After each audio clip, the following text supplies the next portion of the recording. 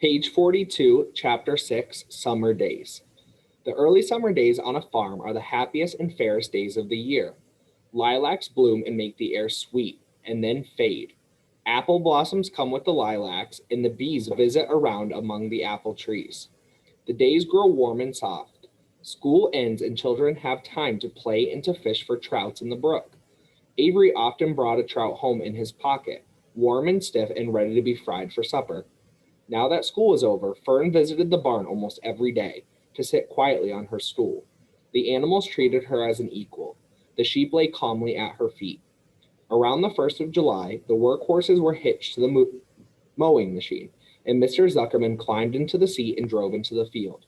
All morning you could hear the rattle of the machine as it went round and round, while the tall grass fell down behind the cutter bar in long green swathes. Next day, if there was no thunder shower, all hands would help rake and pitch and load, and the hay would be hauled to the barn in the high hay wagon, with Fern and Avery riding at the top of the load. Then the hay would be hoisted, sweet and warm, into the big loft, until the whole barn seemed like a wonderful bed of timothy and clover. It was fine to jump in, and perfect to hide in, and sometimes Avery would find a little grass snake in the hay, and would add it to the other things in his pocket. Early summer days are a jubilee time for birds. In the fields around the house, in the barn, in the woods, in the swamp, everywhere love and songs and nests and eggs. From the edge of the woods, the white-throated sparrow, which must come all the way from Boston, calls, "Oh, Peabody, Peabody, Peabody," on an apple bough. The phoebe teeters and wags its tails and says, "Phoebe, Phoebe." The song sparrow, who knows how brief and lovely life is, says, "Sweet, sweet, sweet interlude. Sweet, sweet, sweet interlude." If you enter the barn, the swallows swoop down from their nests and scold. "Cheeky, cheeky," they say. In early summer, there are plenty of things for a child to eat and drink and suck and chew. Dandelion stems are full of milk.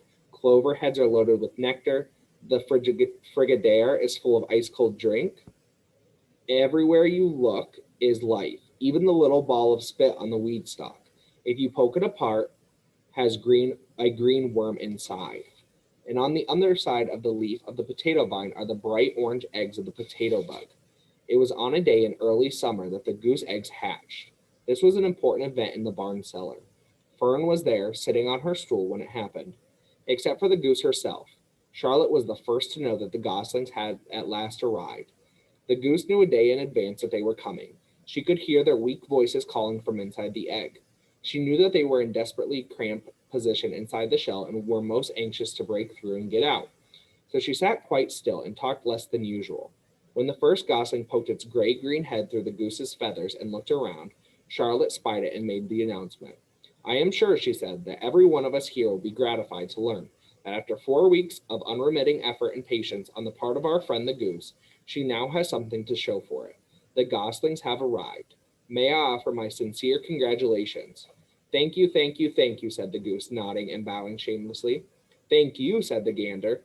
"Congratulations," shouted Wilbur. "How many goslings are there? I can only see one." "There are 7," said the goose. "Fine," said Charlotte. "7 is a lucky number." "Luck had nothing to do with this," said the goose. "It was good management and hard work."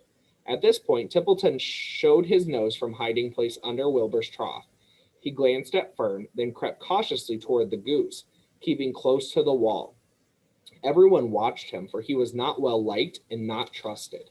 "Look," he began in a sharp voice, "you say you have 7 goslings. There were 8 eggs. What happened to the other egg? Why didn't it hatch?" "It's a dud, I guess," said the goose. "What are you going to do with it?" continued Templeton, his little round beady eyes fixed on the goose. "You can have it," replied the goose. "Roll it away and add it to that nasty collection of yours." Templeton had a habit of picking up unusual objects around the farm and storing them in his home. He saved everything. "Certainly, certainly," said the gander. "You may have the egg, but I'll tell you one thing, Templeton. If I ever catch you poking your ugly nose around our goslings, I'll give you the worst pounding a rat ever took." And the gander opened his strong wings and beat the air with them to show his power. He was strong and brave, but the truth is, both the goose and the gander were worried about Templeton, and with good reason. The rat had no morals, no conscience, no scruples, no consideration, no decency, no milk of rodent kindness, no compunctions, no higher feeling, no friendliness, no anything. He would kill a gosling if he could get away with it. The goose knew that. Everybody knew it. With her broad bill, the goose pushed the unhatched egg out of the nest, and the entire company watched in disgust while the rat rolled it away. Even Wilbur, who could eat almost anything, was appalled. "Imagine wanting a junky old rotten egg," he muttered. "A rat is a rat," said Charlotte. She laughed a tinkling little laugh. "But, my friends, if that ancient egg ever breaks, this barn will be untenable." "What's that mean?" asked Wilbur. "It means nobody will be able to live here on account of the smell. A rotten egg is a regular stink bomb." "I won't break it," snarled Templeton. "I know what I'm doing. I handle stuff like this all the time." He disappeared into his tunnel, pushing the goose egg in front of him. He pushed and nudged till he succeeded in rolling it to his lair under the trough. That afternoon, when the wind had died down and the barnyard was quiet and warm, the gray goose led her 7 goslings off the nest and out into the world. Mr. Zuckerman spied them when he came with Wilbur's supper. "Well, hello there," he said, smiling all over. "Let's see. 1, 2, 3, 4, 5, 6, 7. 7 baby geese. Now, isn't that lovely?"